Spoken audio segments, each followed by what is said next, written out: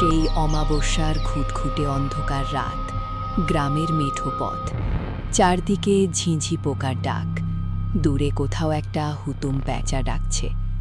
রাজু আর মিনা খুবই দ্রুত পায়ে হাঁটছে। সামনেই সেই কুখ্যাত শ্যাওড়া। না, অত আস্তে হাঁটছিস কেন? রাজ্যে অনেক হলো। রাজু, আমার না খুব ভয় করছে। ওই দেখ, সামনেই তো সেই পোড়ো শ্যাওড়া গাছটা।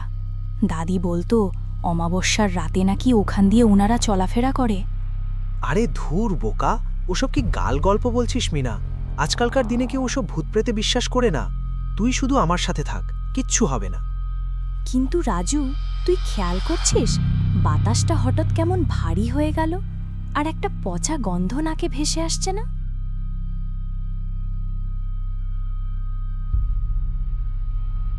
কুই না তো, ওটা হয়তো পাশের ডোবা থেকে আসছে। চুপচাপ চল তো মিনা, একদম কথা বলবি না।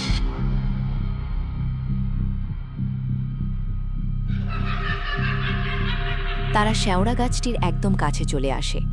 গাছটি বিশাল ডালপালা মেলে দানবের মতো দাঁড়িয়ে আছে। হঠাৎ বাতাসের শু শু শব্দ বেড়ে যায়।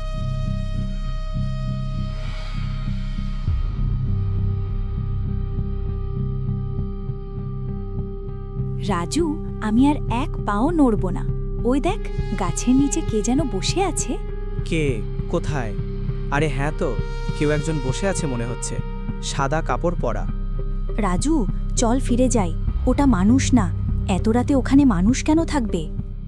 দাঁড়া তো, দেখি কে কে কে ওখানে এত রাতে গাছের তলায় কি করছেন? গাছের নিচ থেকে একটা খসখসে গম্ভীর গলার আওয়াজ ভেসে আসে। একটু আগুন হবে গো বাবা জীবন। মুখোটা ধরিয়েছিলাম, কিন্তু বাতাসে নিভে গেল। কষ্ট, বড় কষ্ট। ও, কোনো বৃদ্ধ লোক হয়তো বিশ্রাম নিচ্ছেন। মিনা, ভয় পাস না, দাদু আগুন চাইছে। দাদু, আপনি এত রাতে এখানে একা? বাড়ি যাবেন না? বাড়ি? এই গাছটাই তো আমার বাড়ি। বহু বছর ধরে এখানেই আছি। তোমরা কোথায় যাচ্ছ? রাজু, ওনার পায়ের দিকে তাকা, প্লিজ তাকা। কি দেখবো? এ কি? ওনার পা তো মাটির উপর নেই, শূন্যে ভাসছে। আর পায়ের পাতাগুলো উল্টো দিকে ঘোরানো। কি হলো বাবা জীবন? আগুনটা দিলে না? নাকি তোমরাও আমার সাথে এখানে জিরোবে? রাজু, পালা! ওটা মানুষ না, ওটা শাকচুন্নি বা মামদভূত। দৌড়া মিনা, দৌড়া!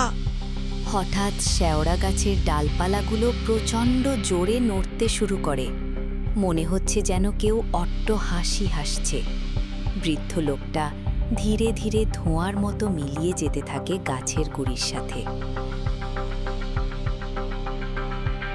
আগুন দিলি না, বড়ই তৃষ্ণা ছিল, আবার এসো।